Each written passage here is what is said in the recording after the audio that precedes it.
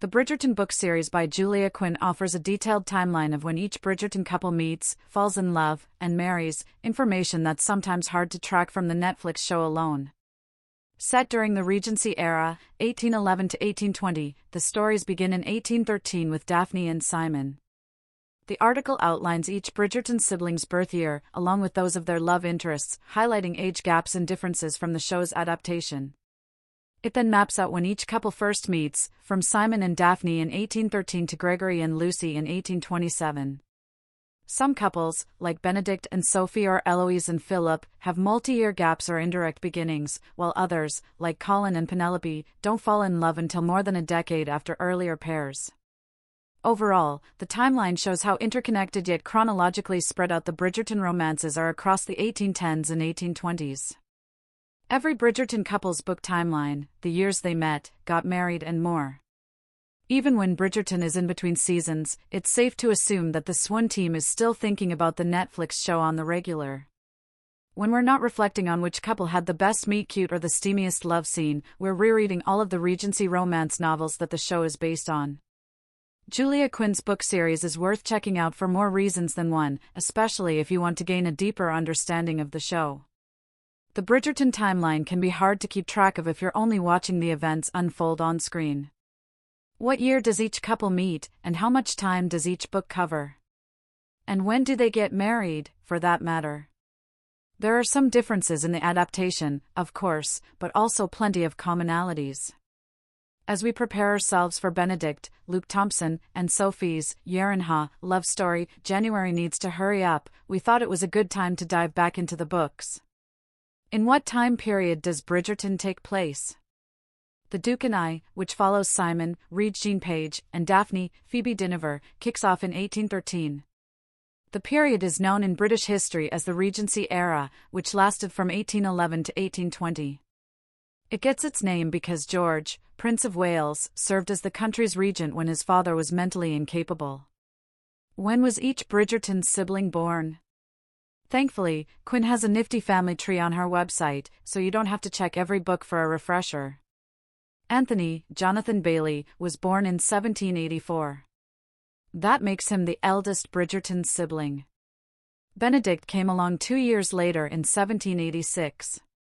Colin, Luke Newton, was born in 1791, Daphne in 1792, and Eloise, Claudia Jessie, in 1796. Francesca, Hannah Dodd, was born exactly 1 year after Eloise, so they share a birthday.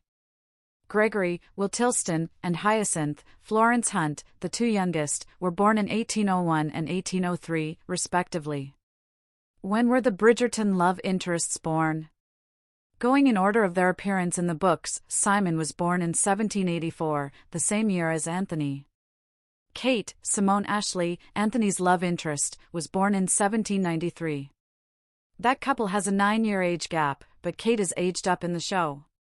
Benedict and Sophie's book age gap is similar to Anthony's, the latter having been born in 1794.